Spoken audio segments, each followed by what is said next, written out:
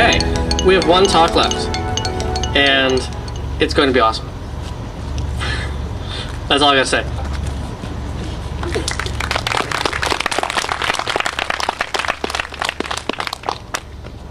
How's everyone doing? Thank you so much for staying here. My name is Jason Markow. Why did no one else notice there's an 86-foot mustache on this wall? Like, there's a lot of smart people up here, but no one paid attention to the mustache. I really didn't have anything to say for my first slide. What I want to share with you today is one story that happened to me, of all people, and basically the lesson that came out of that. And I hope you all can get something out of this. So basically, how everything went down is 3 weeks ago I was standing here. I was standing in the oil-soaked waters of the Gulf of Mexico. This is Grand Isle. I was here with musicians, international superstars, actors, actresses, film producers, more talent, not just celebrity talent, but I'm talking talent than I thought I'd interact with in a lifetime. And I got to see things, I got to experience this catastrophe that you may or may not have already forgotten about firsthand.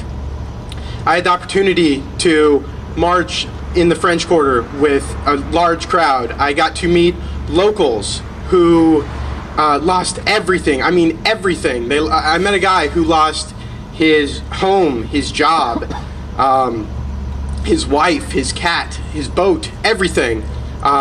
Meanwhile, I'm surrounded by, like I said, more talent than I ever thought I'd get to encounter in one lifetime. So how this all happened for me is I sent one email. And it's kind of a weird thing, the way life can kind of steer you. And what I'm going to share with you is kind of how it happened to me and what I challenge all of you to do with that. So I want to start back up a little bit and say that 2 years ago I moved here to California. I moved with a job promotion and was laid off really quickly. And I freaked out like most people would with the job promotion. I applied for a shit ton of jobs and got a bunch of interviews and I eventually got a job and then hated it. And you know, that was a failure to me. But I don't know how you feel about failure.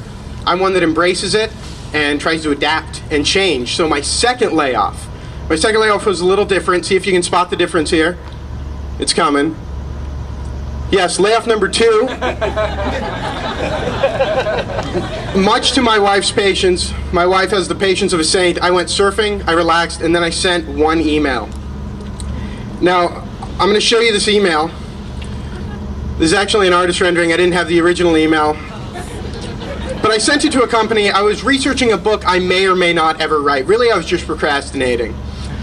And I sent this email to a man named Joe Santley, who at any given time, that's Joey right there, at any given time, Joey has 3,000 emails in his inbox, 400 of which are unread. For some reason, he took my email, he called me within 2 minutes of me sending it, and the next day I was sitting down running social media for 4 of the companies that he runs. So it's a great story and everything, and I want to pass on to you. I don't want this to be a big rah-rah speech, and I don't want to say, hey, you can do it or whatever. Like, I don't just want to say, just get out there and do it. What I want to tell you are 3 things that resonate to me. Three ways that I like to say things, and I hope it resonates with you too. So the first is, hopefully, there we go. 1, be foolishly optimistic.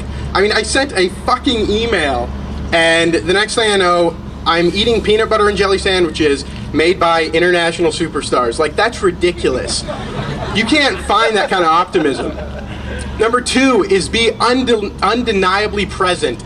50% of anything showing up. I'm sure there are better speakers among us than me, but I showed up, right? And that's it. I'm present. I'm here. If you're here doing something and you kind of know what you're doing, that's infinitely better than someone who absolutely knows their craft and they're, somewhere else.